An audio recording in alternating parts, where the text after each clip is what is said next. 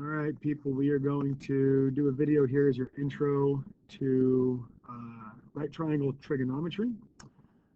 This is just going to be like the absolute basics of right triangle trigonometry. Now, you can't use any of these rules unless you are certain that you have a right triangle. So none of this works if you don't have that 90-degree angle there. Now, the first really important thing that you have to be able to do is to identify which side is which. So each of the three sides has a name, and the name is based on this weird thing that we call a reference angle. So at the very beginning, you have to identify which angle we're going to focus on, and that's going to be called your reference angle. Now that little symbol that I just drew is called theta. So I'll say theta, and theta is your reference angle. That determines which side is which. So if the bottom right corner there is my reference angle, I'm going to start labeling my sides. The first thing I want to label is the side that's across from the 90-degree angle. And that is the hypotenuse. Right? So hypotenuse. Now, a lot of us are already pretty good at identifying the hypotenuse because we've used it before. But the hypotenuse is just across from the 90-degree angle. The other thing you'll notice about the hypotenuse is that it is also the longest side. So we have to know which one is the hypotenuse. After that, we've got two legs. So like that and that, those are both legs, but we're actually going to give each one of them its name. So the first one we're going to do is we're going to call this leg over here the opposite side. The opposite side,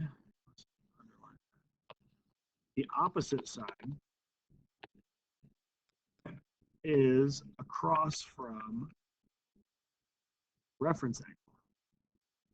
I'm going to say across from theta. So notice that I'm going to start at theta and I go across the triangle, and that is my opposite side. And now the other side then that's left over is called the adjacent side. Adjacent kind of means like next to. So adjacent means next to.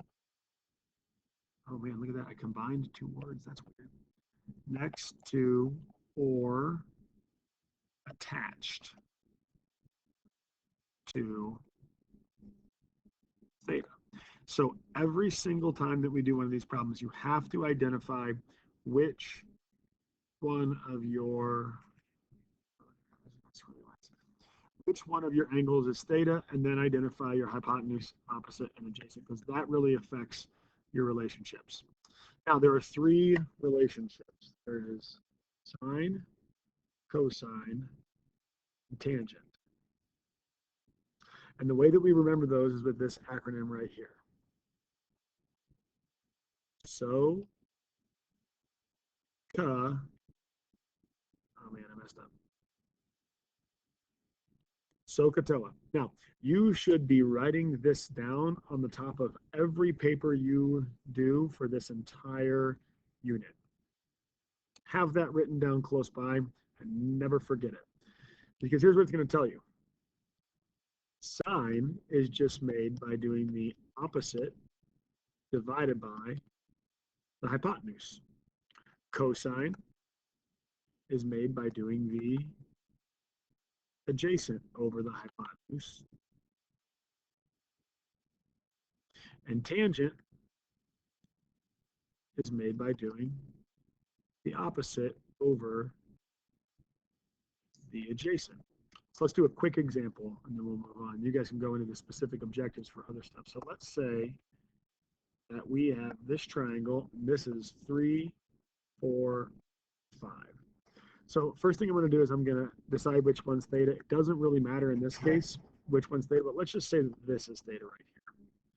Okay, well, I know my hypotenuse, so I'm going to label, here's my H, that's my hypotenuse. I'm going to go across from my theta, and that's going to be my O.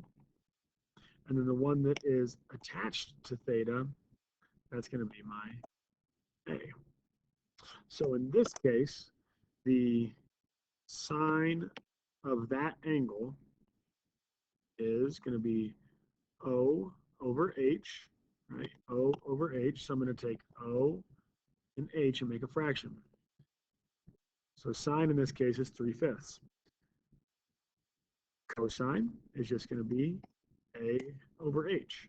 So now I'm going to take my A, 4, right over my H, which is 5. So 4/5 is my cosine, and tangent theta is going to be O over A. So now I've got O and A, that makes 3/4. So that's the basics, being able to take the numbers from the triangle and put them into the relationships. That's the basics. In future videos, we're going to talk about doing calculations, but you actually know